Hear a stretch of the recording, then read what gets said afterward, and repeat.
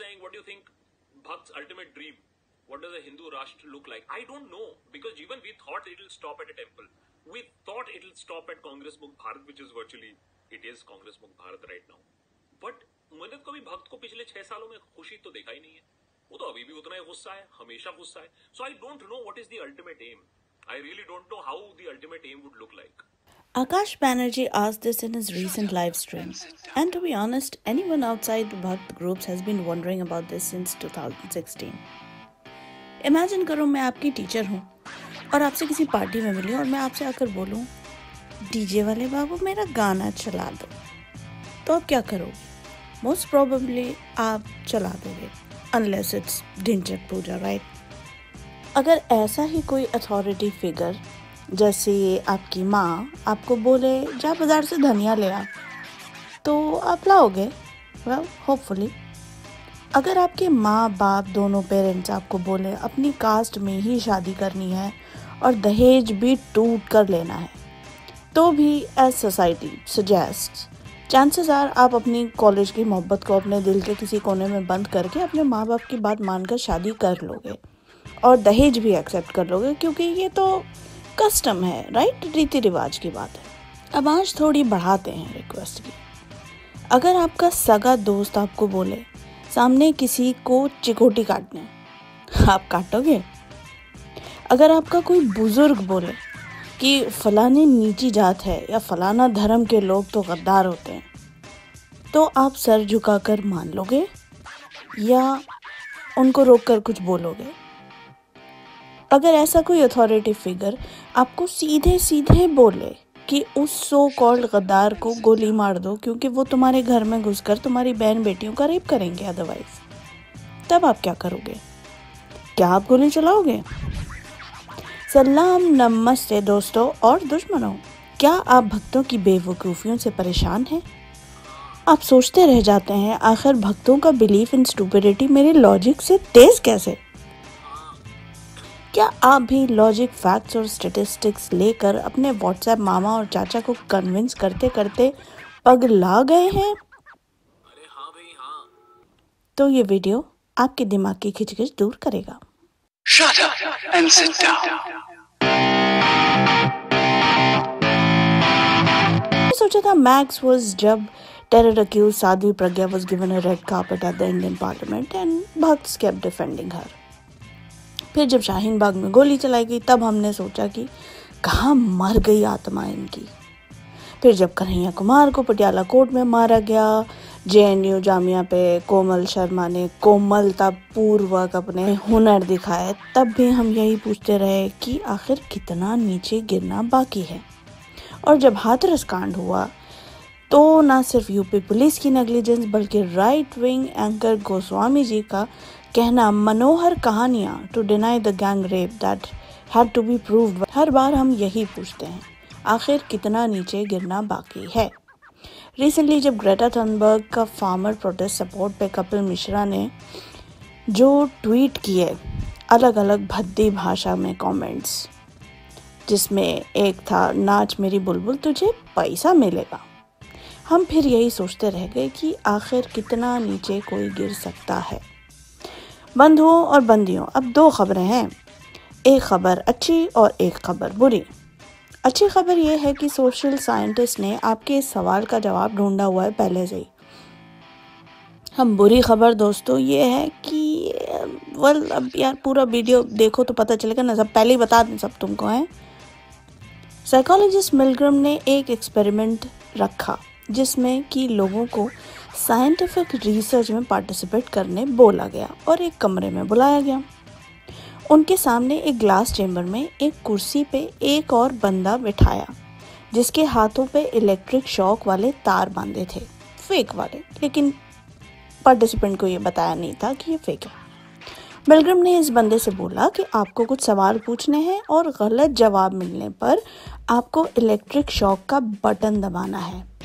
Shock में voltage 0 से लेकर 440 वोल्ट तक था, जो कि धीरे धीरे हर गलत जवाब के बाद बढ़ता जाना था. बस फिर क्या था, बाबूजी जरा धीरे चलो, बिजली खड़ी यहाँ बिजली खड़ी के कुछ अलग ही मायने हो गए.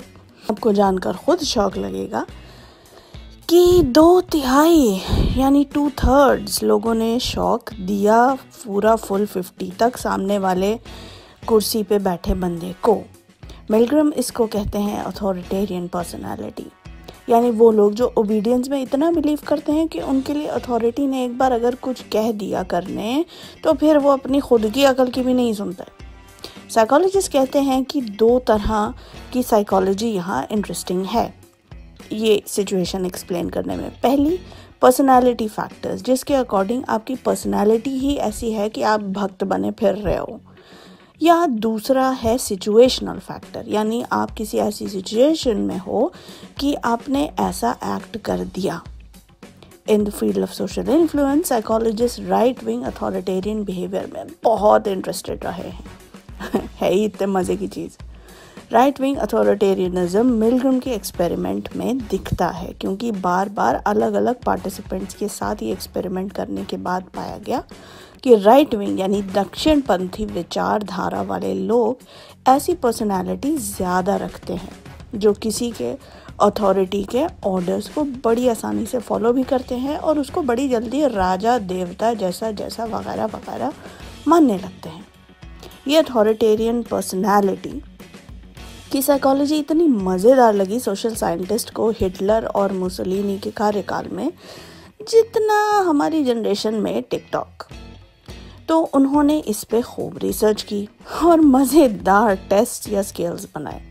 आप खुद को भी जज कर सकते हैं इस पर्सनालिटी स्केल पे, जिसको कहते हैं द F स्केल यानी fascist scale. 70 years ago, the authoritarian personality studies attempted to construct an instrument that would yield an estimate of fascist receptivity at the personality level. This interactive F-scale presents that instrument in its final form of 30 questions, computing your aggregate F score and subscores for the 9 personality variables and the F-scale tries to measure. मैंने test का link description में दिया है, अगर आप खुद को test करना चाहो तो ज़रूर करके देखो, बड़ा मज़ा आएगा सच्ची।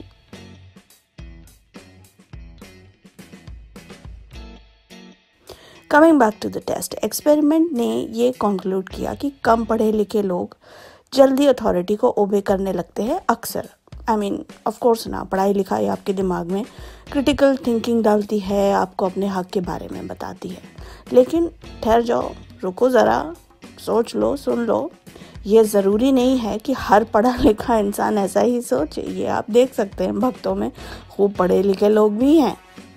People are entitled to be idiots. क्योंकि अदर फैक्टर्स भी इम्पोर्टेंट होते हैं, जैसे कि स्ट्रिक्ट पेरेंटिंग। हमारे यहाँ इंडिया में जैसे पेरेंटिंग होती है, जैसे नेगेटिव बाप का रोल प्ले होता है, जिस तरह माँ को बाप के हाथ पिटता देखते हैं बच्चे, गाली खाता देखते हैं, वो बच्चे को क्या दिखा रहा है कि घर में बाप अथॉरिटी है, बाप का कहना सबको मानना है नो मैटर व्हाट। वही ओबीडियंस फिर हम सोसाइटी में अपने नेताओं को दिखाते हैं कि उन्होंने जो बोला वही फॉलो करना है, वही अल्टीमेट सच है, गवर्नमेंट को क्वेश्चन नहीं करो। तो क्या वजह है कि ये जानते हुए भी कि आपकी वजह से किसी को इलेक्ट्रिक शॉक्स लग रहे हैं, किसी को तकलीफ हो रही है, फिर भी बंदा अथॉरिटी को मानता जाता है। हिटलर की फौज में फॉर एग्जाम्पल एडोल्फ आइखमैन ने मिलियंस ऑफ जूस को गैस चैम्बर्स में डाल के जिंदा जला डाला। जब पूछा गया कि उसने ऐसा क्यों किया तो उसका जवाब मैं तो ऑर्डर्स फॉलो कर रहा था। मिलग्रम का एक्सपेरिमेंट भी तो यही दिखाता है कि अगर आप एक बार किसी को अथॉरिटी मान लो तो उसके कहने पे आप कुछ भी करने तैयार हो जाते हो। And it takes a long time when you say no, if that ever happens. तो क्या वजह है कि जब किसी को अथॉरिटी मान लिया तो हम उसके ऑर्डर सर झुकाकर मानते जाते हैं, जब हमको खुद अंदर से लग रहा हो कि यार ये कुछ ठीक नहीं हो रहा है, फिर भी हम मानते जाते हैं। क्या वजह है कि किसानों को, स्टूडेंट्स को, डॉक्टर्स को, माइग्रेंट वर्कर्स को, बैंक कर्मचारियों को, बैंक के कस्टमर्स को, औरतों को, टीचर्स को, सबको आंदोलन करता देख, सबके हक को कुचलता देख, सबको सड़क पे मरता देख भी भक्तगण खुश हैं, ऑल इज वेल, और अपने नेताओं को जिम्मेदार नहीं ठहराते, उनके लिए सब चंगा सी। क्यों आखिर? मानो या ना मानो, लेकिन मिलग्रम को जवाब पता है। पहली वजह है कंसिस्टेंसी। अगर ये मानोगे कि आपका ये एक्शन गलत है, इट वुड मीन कि आपको मानना पड़ेगा कि आप शुरू से गलत थे। और ये बात बहुत मुश्किल है लोगों के लिए मानना कि आप वो शुरू से गलत कर रहे थे। ये मानना कि उन्होंने बीजेपी को वोट देकर ही गलत किया, बहुत मुश्किल है बाप, बहुत मुश्किल है ये बात मानना। दूसरी वजह है ऑब्लिगेशन। जब किसी ने पहले ही कमिट किया हो कि मैं आपका साथ दूंगा या दूंगी, तो बाद में पीछे हटना थोड़ा ख़राब सा लगता है। ये किसान आंदोलन में देखने को मिला, जब बहुत सारे किसानों ने एडमिट किया, इंक्लूडिंग किसान नेता राकेश टिकैत जी ने, कि वो बीजेपी के दुश्मन नहीं सपोर्टर रहे हैं। उन्होंने बीजेपी को वोट दिया था, जैसा कि बहुत सारे और किसानों ने। और अगर आप सोचो तो बीजेपी की सरकार में आने के बाद से ये कोई पहला आंदोलन तो हुआ नहीं है। JNU हुआ, आर्टिकल 377 कश्मीर हुआ, NRC CAA हुआ, जामिया हुआ, पिछले साल का दिल्ली पोग्राम हुआ। तब ये सब लोग कहाँ थे? सोचने की बात है ना। बीजेपी का ये पहला क्रेजी लॉ तो है नहीं। ये सब लोग क्योंकि बीजेपी के सपोर्टर रहे हैं, तो बहुत पॉसिबल है कि या फिर तो चुपचाप तमाशा देख रहे थे और खुश हो रहे थे कि जैसा भक्तगण नॉर्मली होते हैं सरकार की हर टेढ़ी मेढ़ी पॉलिसी को मास्टर स्ट्रोक का टाइटल देकर, या फिर ये लोग समझ तो रहे थे कि इतने लोग जो सड़कों पे हैं या जो मरे जा रहे हैं, वो ये सब कुछ ठीक नहीं हो रहा है। लेकिन खुद को तसल्ली देने वाली वो एक लाइन कि यार मोदी जी ने किया है तो कुछ सोच समझ कर ही किया होगा। ये एक लाइन बंदे की साइकोलॉजी कितनी गहराई से बयान करती है। आप सोचो कि बंदे का दिल अंदर से खुद बोल रहा है कि ये ठीक नहीं है, उसका ज़मीर उसको कचोट रहा है कि ये गड़बड़ है, लेकिन वो अगर इतना लंबा सपोर्ट देने के बाद अब कैसे मान ले कि ये लोग फांसीवादी हैं और जो कर रहे हैं वो गलत है। इसलिए अल्टीमेटली वो बोलेगा कि मोदी जी ने किया है तो कुछ सोच समझ कर ही किया होगा। वो खुद को ये कहकर समझा रहा है कि मैं एक छोटा सा आम नागरिक हूँ, मुझे क्या समझ नीति की, पॉलिटिक्स की। इसलिए मेरी लिमिटेड नॉलेज के चलते तो मोदी जी बेस्ट है, इसलिए I will trust his authority and move on. कि महापंचायतों का गहराई से अध्ययन किया जाना चाहिए, उनके भीतर क्या क्या बदल रहा है। कई किसान मानने लगे हैं कि गोदी मीडिया के असर में आकर वे घोर सांप्रदायिक हो चुके थे। वे एक समुदाय विशेष से नफरत करने लगे थे, भय खाने लगे थे। अब उन्हें समझ आ रहा है, उन्हें गलती का एहसास हो रहा है। धर्म के आधार पर बढ़ते ही उनकी किसानी की पहचान मिट्टी में मिला दी गई। अलग अलग दलों में बटे किसान क्या इन महापंचायतों के जरिए एक हो पाएंगे? राजनीति में फिर से किसान हो पाएंगे? जब तक अपनी खुद की गर्दन ना फंसी हो, तब तक आप खुद को ये तसल्लियां देकर बहला सकते हो, लेकिन जब बात अपने आप पे आती है तब बात अलग होती है। तीसरी वजह है जिसको मिलग्रम कहते हैं सिचुएशनल फैक्टर, यानी जब लोग एक्सपेरिमेंट के लिए उस कमरे में दाखिल हुए तो उनको ये पता था कि साइंटिस्ट यहाँ की अथॉरिटी है, उसको पता है क्या करना है, उसको हमसे ज़्यादा मालूमात है ऑफ कोर्स, और उसको क्वेश्चन करेंगे तो ऑकवर्डनेस और सोशल डिस्कम्फर्ट महसूस होगा कि ये देखो ये बढ़िया आई हैं, इनको सही गलत पता है बताने वाली। इंसान ये सोचकर कई जगह चुप हो जाता है अथॉरिटी के सामने।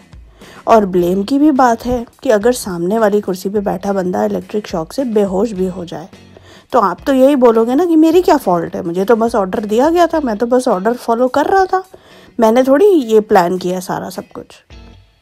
यही एग्जैक्ट वर्ड्स तो हिटलर के चीफ के भी थे, जिसने मिलियनों जूस को जला देने के बाद यही एक्सक्यूज दिया कि वो ऑर्डर फॉलो कर रहा था। जैसे मिलग्रम के एक्सपेरिमेंट में लोगों ने साइंटिस्ट की बात मानते हुए अप टू 300 वोल्ट का इलेक्ट्रिक शॉक दिया सामने वाले को, और बहुत सारे लोगों ने यानी 1/3 को छोड़ के 2/3 ऑफ पीपल ने पूरा 440 तक वोल्ट करंट दिया। इसी तरह एक नेता या प्रधानमंत्री की बात मानते हुए आप किसी को भी अपना दुश्मन और किसी को भी अपना दोस्त मान लेते हो। आफ्टर ऑल वो प्रधानमंत्री है, भक्तगण तो उनको अनडिक्लेयर्ड राजा मानते हैं। तो राजा सबसे इंटेलिजेंट, सबसे ताकतवर, सबसे विशेष होता है हर एस्पेक्ट में। अब सोचो गोदी मीडिया और भक्त ग्रुप्स में जिस तरह पीएम की गाथा चलती है, तारीफें होती हैं, आप तो फकीर आदमी हैं, आप तो इतने महान कैसे हैं, आप टॉनिक लेते हैं, आप आम कैसे खाते हैं, आप घर में घुसकर मारते हैं। और जब वो हाइडिंग बिहाइंड प्लेन वाली फालतू थ्योरी बनाई थी, तब पीएम का रॉ विजडम, न जाने क्या क्या फालतू की बकवास चलती रहती है। आप खुद सोचो, अगर यही बातें कोई और शख्स बोलता, अरे राहुल गांधी ही बोलते, तो लोग उसको क्या ऐसा ही ट्रीटमेंट देते? अपनी अथॉरिटी का फ़ायदा उठाते हुए पीएम ने बोल दिया कपड़ों से पहचानने वाली बात, तो वो मान ली। उनके नफरती चिंटू छुटवैये नेता स्लोगन दे रहे हैं कि गोली मारो किसी को भी, तो आप गोली मारने रेडी हो गए। जो लोग वो नारे रिपीट कर रहे थे, वो रिपीट करने से पहले उन्होंने नेता से पूछा कि आप हमको जो करने बोल रहे हो वो भारत के संविधान के अकॉर्डिंग तो क्राइम है, तो क्या आपके कहने पे गोली चलाने पे हमको जेल नहीं होगी? क्योंकि अगर आपके कहने पे हम गोली चलाएंगे तो मतलब आपने हमको लाइसेंस दे दिया वायलेंस करने का, कि मतलब नो जेल। सरकारें देश के युवा को लाइसेंस देती हैं जान लेने का, उसको आर्मी बोलते हैं दोस्त, या पुलिस। और इन दोनों को भी लाइसेंस टू किल का मतलब ये नहीं कि लेफ्ट राइट जो दिल करे उसको मार दो। उनके पास भी कॉज टू एक्शन होना चाहिए किसी की जान लेने से पहले। सेक्रेड गेम्स का पहला सीन याद है ना? तो क्या गोली मारो सालों को नारा लगाने से वो सब लोगों को आर्मी वालों का पावर मिल गया? नहीं। क्या वो सड़क पे चलते अपनी समझ से किसी को भी गोली मार सकते हैं? नहीं। कैसे शाहीन बाग में इतनी आसानी से गोली लहराता हुआ एक व्यक्ति आ जाता है और पुलिस देखती रहती है साइडलाइंस में खड़े होकर? कैसे कपिल मिश्रा पुलिस के बगल में खड़े होकर धमकी दे रहे हैं वायलेंस की, और पुलिस चुपचाप हाथ बांधे तमाशा देख रही है? क्योंकि अथॉरिटी, क्योंकि वो तो बस ऑर्डर्स फॉलो कर रहे हैं। मिलग्रम बार बार इस बात पे जोर देते हैं कि ये लोग जेन्युइनली दिल से मानते हैं कि they are doing the right thing, यानी मुसलमानों को मारना देश हित की बात है, क्योंकि बीजेपी के नेताओं ने बोला है। चाहे सारी जिंदगी आप अपने मुसलमान फ्रेंड्स और पड़ोसियों के साथ ताल्लुकात रखते आए हो, चाहे आपकी दिवाली दशहरा शाहरुख और सलमान की पिक्चर के बिना पूरी ना हो, चाहे सारी स्कूल लाइफ आपने इकबाल साहब की सारे जहां से अच्छा हिंदुस्तान हमारा गाया हो, लेकिन क्योंकि आपके नेता ने बोल दिया भाई मुसलमान गद्दार है, तो आप मान लोगे कि वो गद्दार है, क्योंकि आपके according you are doing the right thing. ये लोग जेन्युइनली मानते हैं कि बीजेपी जो कर रही है वो देश हित में अच्छा कर रही है, चाहे डीमोनेटाइजेशन से लेकर जीएसटी तक हो। डीमोनेटाइजेशन से लेकर जीएसटी तक हर फील्ड पॉलिसी के आंकड़े कुछ और बता रहे हो, लेकिन यहाँ आपकी ओबीडियंस की बात है तो बस हर लॉजिक, हर स्टेटिस्टिक बाढ़ में डालो। Same goes with Dalit operation.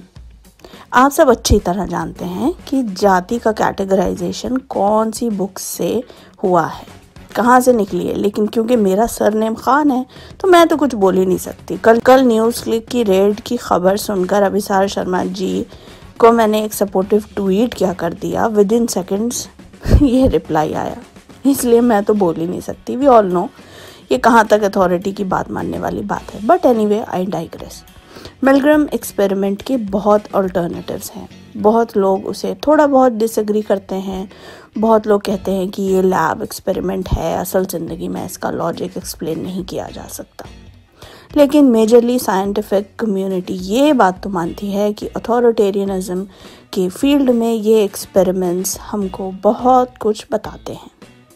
ये तो हो गई अच्छी खबर जिसका मैंने शुरू में जिक्र किया था। अब बुरी खबर, मिलग्रम की एक्सपेरिमेंट की माने और उसके साथ साथ ऑल्टमायर्स राइट विंग अथॉरिटेरियनिज्म की माने तो इसकी कोई लिमिट नहीं है, कोई सीमा नहीं है कि एक अथॉरिटी को मानने के लिए लोग कितना गिर सकते हैं और क्या क्या ईवल से ईवल काम कर सकते हैं।